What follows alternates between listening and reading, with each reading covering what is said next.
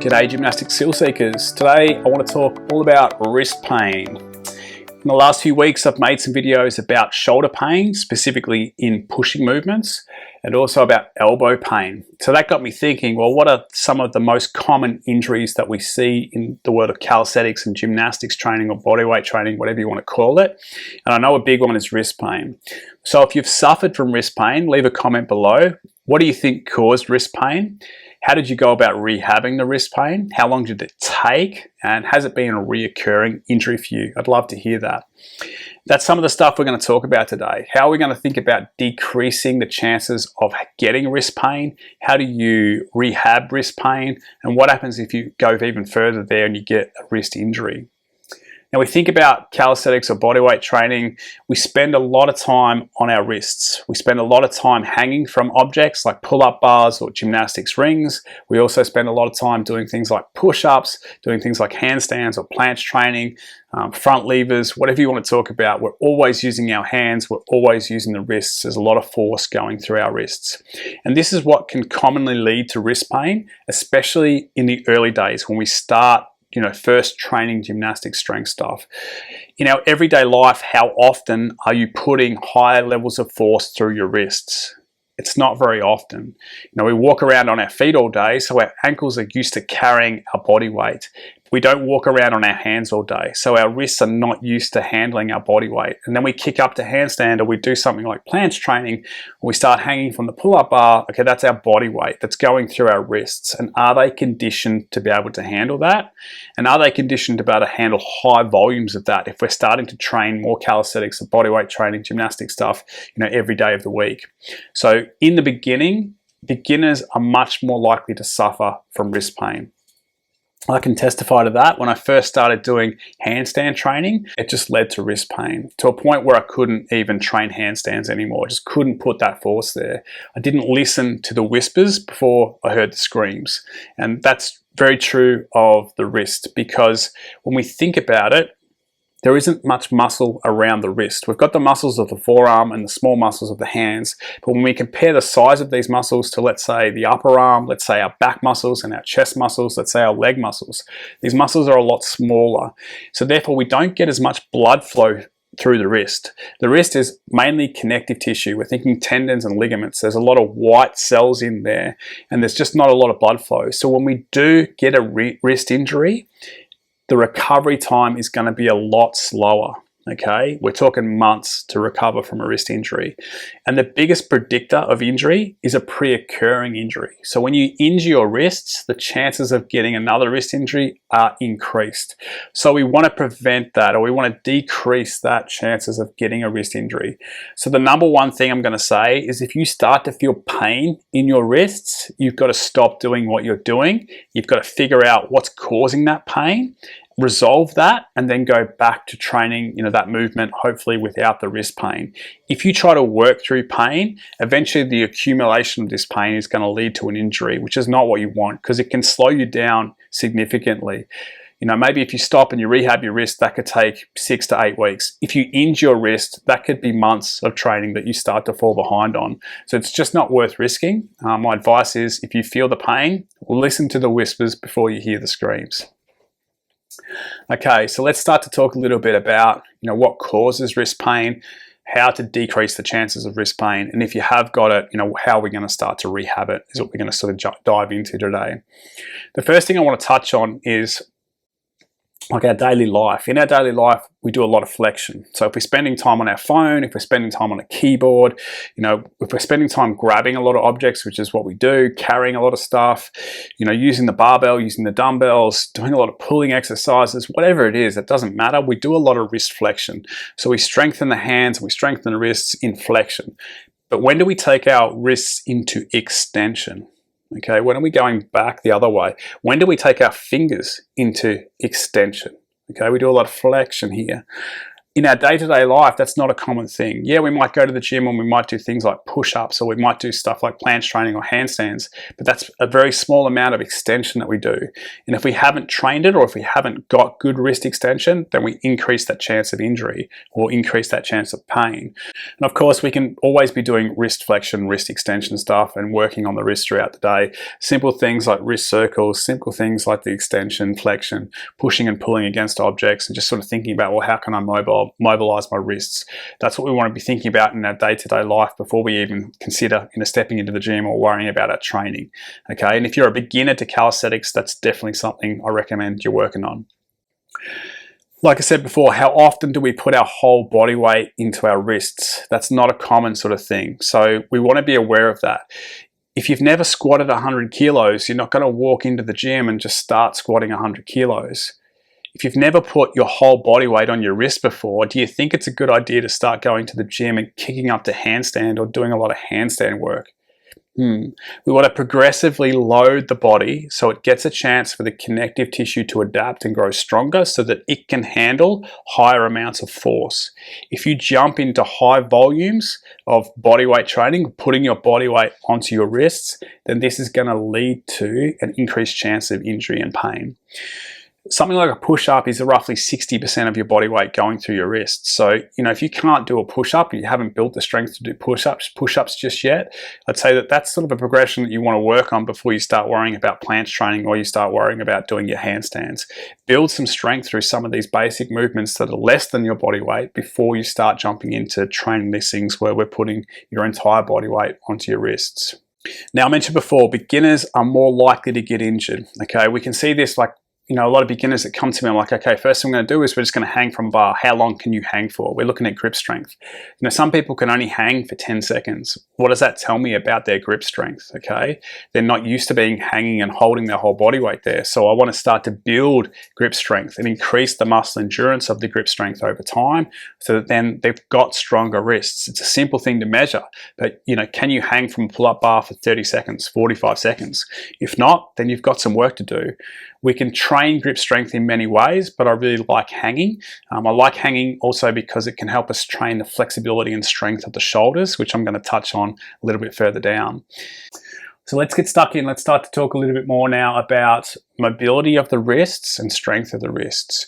So we often see a lot of wrist warm-up routines. Okay, I've got loads of them on the Sustainable Training Method YouTube channel. Lots of different stuff where we do rocks, we do circles, maybe we do finger push-ups, there's back of the wrist push-ups, we do rocks with the fingers facing towards us. All of this helps to mobilize the wrist and prepare for the gymnastic session we're about to do. It's great. I recommend it. I still do it today. Every one of my sessions, I'm doing some basic wrist warm-up before I get stuck into it. But I don't believe that that's enough to prevent wrist injury or wrist pain. When I was learning to do handstands, I knew my wrists were tight. I would always do that before I'd start training. When I started to feel wrist pain, I continued to do that because I wanted to, I don't want this to turn into an injury. Maybe if I stretch the wrist, I'll do a lot more of it. It'll be better for me. But it didn't stop the pain and it didn't prevent the injury. It's valuable stuff that we need to do. Always warm up the wrists, but it's not enough to prevent injury is what I want to say. So we want to be thinking about specific wrist flexibility work. So this is sets and reps of training wrist flexibility. This could be P&F stretching on the wrists. This could be back of the hand push-ups that we're doing. This could be specific stuff in terms of working on wrist flexion, working on wrist extension, working on ulnar and radial flexion extension, which I'll talk more about further down. We want to understand, well, what is the limitation of my wrists? If I do push-ups and I have to turn my hands out, or I do handstands and I have to turn my hands out, am I missing wrist extension there? If so, do I need to train more wrist extension? Do I struggle with my false grip? Do I lack wrist flexion? Is there stuff I need to work on there? So we've got to start to think about that just a little bit, be mindful of it. What I want to say is sometimes what we see in the wrists is caused by an issue further up the chain. We're feeling pain in the wrist, or we think we're lacking wrist flexibility because we have to turn the hands out, but the issue is actually further up the chain. Specifically, let's say it's in the shoulder.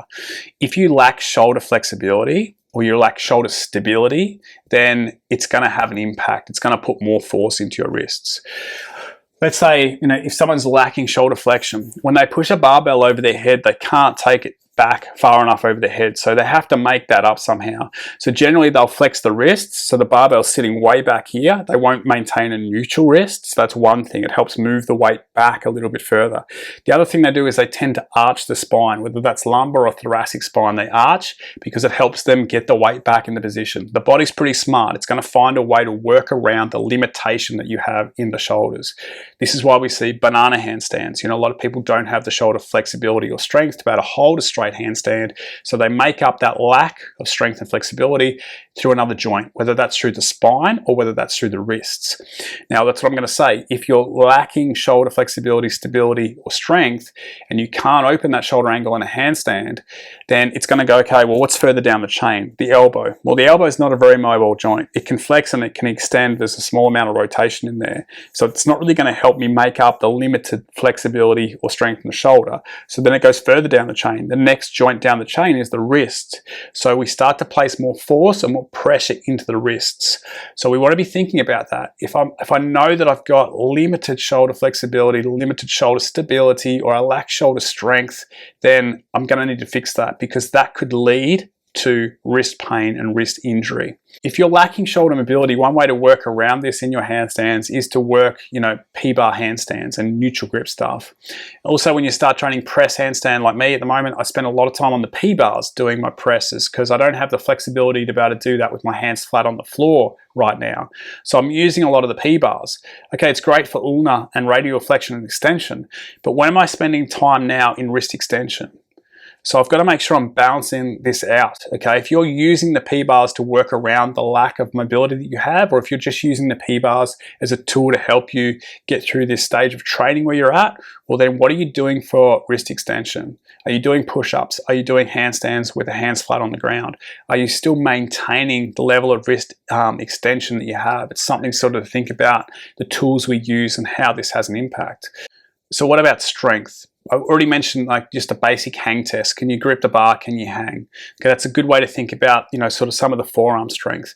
But really that's flexion, or really that's just gripping strength. It doesn't apply, to the wrist extension stuff. It doesn't necessarily apply to ulnar and radial flexion. So these are other things where we want to think about strengthening the wrists in different ranges of motion and in different movement patterns. So we could think about, finger push-ups, wrist push-ups, push-ups on the knuckles, push-ups on the back of the wrists. We can think about neutral grip push-ups, so that's on P-bars. We can think about different variations of bicep curls. We can think about supinated grip, pronated grip. We can think about neutral grip.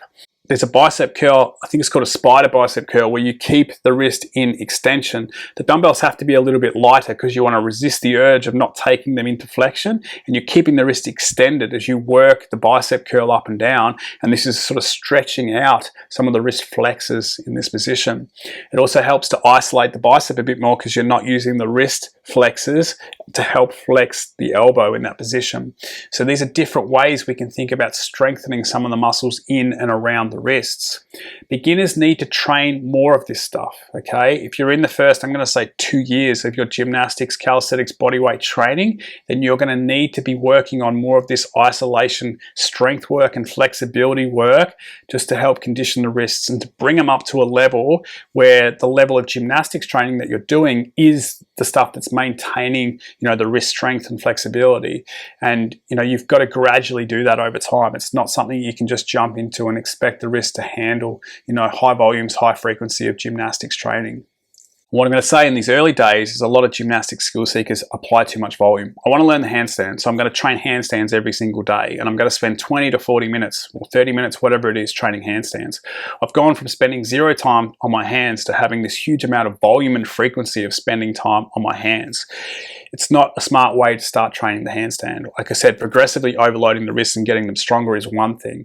But then when I start training the handstand, when I start putting my entire body weight onto my wrists or planche or whatever movement it is, then it might be 3 sets of 30-second wall-facing handstands once a week.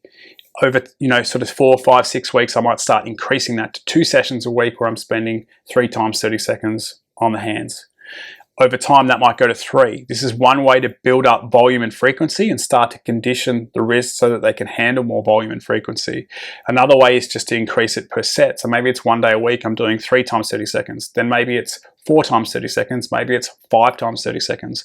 When I can do 5 times 30 seconds, maybe I'm going back to 3 sets of 45 seconds now, and I'm gradually building that up as well. So it's like this progressive overload method that we want to think about with wrist training. And like I said, we're not applying too much volume or too much frequency too soon, because that's going to lead to wrist injury and pain. And that's what happened to me when I first started training handstands. I was excited about it. It was fun. I wanted to learn to handstand. The more I do, the better, right? Well, no, that's not the case. The more I do, the higher the chances of wrist pain, and that's what ended up happening. So just be conscious of that. Look at your training program, see how many times you're gripping stuff, how many times you're putting the wrist into extension, how much time overall you're spending on that, and then as you work through your phases of your training, slowly start to increase that. I want to talk about the structural balance of the wrist, and the structural balance of the forearm specifically. There's not a lot of muscles in the hands, and they're not really something that we're going to structurally balance. Yes, we can work those with gripping strength, and we can work those with different exercises as well, but it's mainly the forearm muscles that we're going to talk about here in terms of structural balance. The video I did on elbow pain, I talked about, the muscles above and below the elbow and how the structural balance of those muscles can affect the integrity of the joint. Well, the forearm muscles can affect the integrity of the wrist joint. And if you're only ever training one sort of grip, let's say you're doing supinated chin-ups and you're doing supinated rows and you're doing supinated bicep curls, yeah, okay, you're training some of the forearm muscles, but you're not really getting a good balance of all of the forearm muscles. The pronated grip, okay, think about reverse curls with an easy bar. Think about, pronated narrow grip rows. Think about wide pronated rows. Think about neutral grip rows, neutral grip pull-ups, all of these things. Think about rope or towel pull-ups. Again, a different way that we grip and we hold the objects. We can think about push-ups on our wrists, or we can think about push-ups, or handstands, with the hands flat on the ground. But what about on P-bars? How does that change the force being put through the wrists? This is all stuff that we need to think about in terms of not only the individual phase of training, like what's the force I'm putting through the wrist, am I getting a good variety in this phase of training, but also in the biggest perspective of, okay, 3 months, 4 months, 6 months, how many times have I worked these different wrist positions, and am I getting some balance across all of these muscles? It's not an easy thing to test, but my recommendation is just make sure you're including a variety of stuff in your training program within the individual phase, but over multiple phases, okay? It's definitely going to be something that helps. There's also this idea of supination and pronation. Yes, okay, we do chin-ups. Yes, we do pull-ups. But when do we train the movement from supination to pronation? We can do this in a bicep curl called a Zoderman curl, where we lift the weight in a supinated grip and then we turn the wrist and we go down in a pronated grip. At the bottom, we turn the wrist and go back to supinated. So this is actually training the rotation of the wrist here. Okay, we can also do this on the rings with ring rows and with ring pull-ups. We can start in like maybe a pronated grip and then row to a supinated grip. We start to twist the rings, so we're training this pronation supination movement. We can also get very specific here, and we can actually train this with something just like a stick. So we can go from supination to pronation and pronation to supination just with a stick. The longer the stick, the longer the lever, and this is a way that we can overload that, where we hold the stick, the end of the stick, in the middle of the stick can dictate that as well. We can do this with the dumbbell, but I actually prefer to use a stick. There is a tool you can buy that you can put weights on. It's just like a sort of stick that has the weights, and you can do that.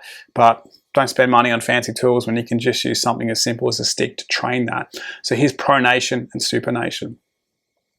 We do a lot of extension and flexion. We've talked about that, okay? But what about radial flexion and ulnar flexion, okay? On the P-bars, when we start to train that, we get a lot of that going on because that neutral grip gives us the ulnar and radial flexion. But we can also train this with the stick, okay? So we can be on an elevated surface if the stick's quite long, and we can start to do radial flexion. We can change the position of the stick, and we can do ulnar flexion, and we can start to strengthen those muscles in the wrists. We talked about rope before, gripping the rope and rope pull-ups. It's a great variety here. It's actually going to add some radial and ulnar flexion and extension when we're doing this on the rope in comparison when we're doing it on the bar, which is just more wrist flexion work. So a bit of variety in the tools can help us, improve overall wrist strength. I've touched on, training frequency and volume and building that up slowly. This definitely goes for any of the hand balancing work we're doing, but it also goes for things like muscle ups and false grip. If you're a beginner to false grip, then you wouldn't train it more than once a week. I often find if we're doing too much false grip stuff, it leads to elbow pain before it leads to wrist pain, but it can certainly lead to wrist pain. So again, start slowly with new movements that are going to put the wrists in these new compromised positions where maybe they're not strong. A little bit of volume, 3 sets, and then maybe start to increase that volume and then increase the frequency of training here. It's just something that you've got to be conscious of, especially in the early days of when you start gymnastics training. Even when you get more experienced, I think sometimes we start to get carried away with it. And okay, I'm going to be doing my muscle ups this day on false grip, and then I'm going to be doing forward rolls or backwards rolls in the rings, which again is false grip, and this can start to overload the joints too much if we're not used to that. So just be conscious of that. If I start to feel pain, what have I done in my training program? Have I increased the volume or intensity too quickly, and do I need to back it off and be careful of that? So these are things we just got to always be thinking about in the big picture of training and how I sort of scale up to being able to do the level of gymnastic stuff that I want to be able to do. So how do we decrease the chances of wrist injury? Well, hopefully you've got some ideas in your head now that we've talked about all these different things. But I'm going to say always warm up the wrists. I'm going to say be patient, start slow, and gradually add volume and frequency. Be aware of that. Don't overtrain movements that are heavy on the wrists. Don't just jump into a lot of handstand training. Don't just jump into a lot of press handstands. If this is new to you, start slow, okay? Always work on wrist flexibility and strength. Beginners need to do a lot more of this than the more intermediate and more advanced, gymnastic skill seekers. And it's just the way it is. And I'm going to say, again, it's like a 2-year journey, I feel, before, you can start to get bulletproof wrists, before you really start to get strong in the wrist is what I'm going to say. Fix any shoulder flexibility, strength, and stability issues. If you know the shoulders are weak, if you know the shoulders lack flexibility, if you know that the shoulders are unstable, if you've got any shoulder pain, that could lead to wrist pain. So you've got to look up the chain and you've got to deal with this first so that you don't end up experiencing that wrist pain to come. If you know that you extend your spine in overhead pressing movements, then that's a sign that you've got to start doing more work on the shoulders. Look at wrist extension, wrist flexion, radial flexion, and ulnar flexion within your program. Where do they occur? How much of them occur? Are you doing a lot more flexion than you are extension? Are you doing any extension? Where's the radial and ulnar flexion training? On P-bars, on rope, on different tools, how am I using that? Am I including some of that in the program? Whether it's in the warm-up, whether it's specific, it's just got to be there somewhere. Don't push through pain. Listen to the whispers before you hear the screams. That's what I'm going to say. So they're the things to decrease the chances of wrist pain. They're all stuff we spoke about. But what if you've got wrist pain, okay? The first thing is don't push through pain. Stop doing the movements that cause you pain in the wrists or find a way to work around them. If handstands are causing you pain, can we do neutral grip handstands? If push-ups are causing you pain, can I do neutral grip push-ups? We need to think outside the box. If pronated grip is causing me pain, maybe I can do supinated, maybe I can do neutral, maybe I can do rope. We experiment with this. We try different things out so that we can keep training, but also think about rehabilitating the wrists. What sort of wrist flexibility can I do without pain? What wrist rocks, what directions can I stretch the wrist that aren't going to cause pain? Maybe wrist extension is causing pain right now, so I don't worry about putting the wrist into too much extension. I work on other areas. Can I stretch out the fingers? Can I do fingertip push-ups? Can I do wrist flexion stretching exercises? Can I just do simple things like wrist circles where it's not loaded? A small amount of pain in something like this is okay. Play with that a little bit. Do wrist circles. Do them every day. Do them every 10 minutes. Like whatever you can start to include in there to get more blood flow through the wrists and help speed up the recovery of pain. We can do some sort of foam rolling. The foam roll is not good, but we can use a lacrosse ball and we can roll out the forearms. We can use, I had a client once who was using the cork from a wine bottle to be able to roll out her wrists. She found that that was a deeper sort of, foam rolling technique than using the lacrosse ball. So just self-massage, we can get into those wrists. Are those wrists tight? Whereabouts are they tight? Can I work pronation, supination? Can I do all of the stick drills while I'm doing radial and ulnar flexion extension, supination, pronation with the stick? Can I do variations of bicep curls that don't hurt the wrist? Can I do pronated bicep curls? Can I do neutral? Can I do supinated? There's lots of different things we can experiment with that's going to help us still keep the wrist strong and also help with wrist flexibility. So we think about that as well.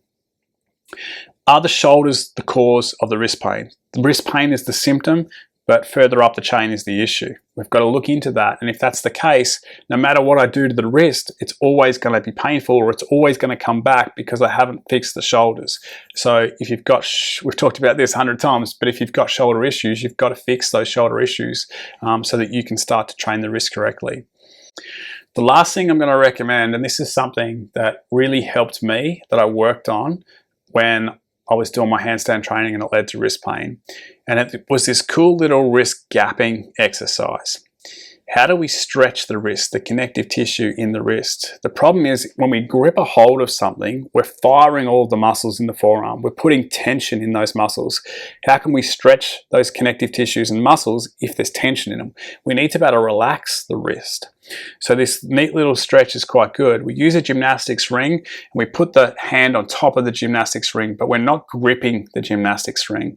We're just openly putting the hand on there. Then we put the opposite hand on top so that then we can start to sit down and apply our weight into the ring.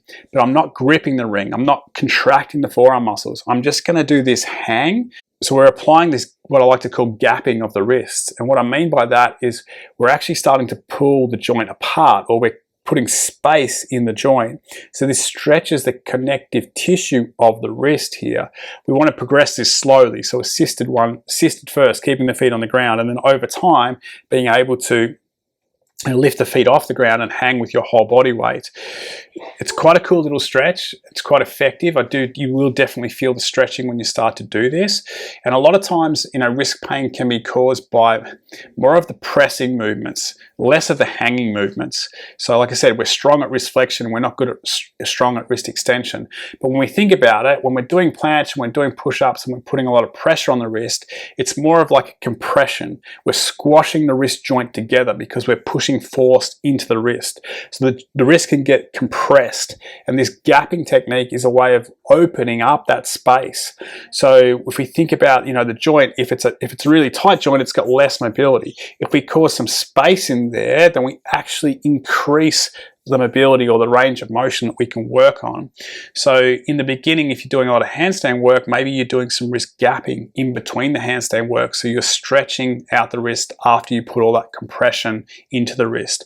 This was one of the best drills I found for rehabbing my wrist injury, but also from preventing it going forward until a point where I'd condition my wrists and I can spend time on the wrists. So that's pretty much it. We've talked about lots of different exercises. We've talked about wrist flexibility. We've talked about the strength of the wrist. We've talked about the gapping of the wrist. All of these things, you can try.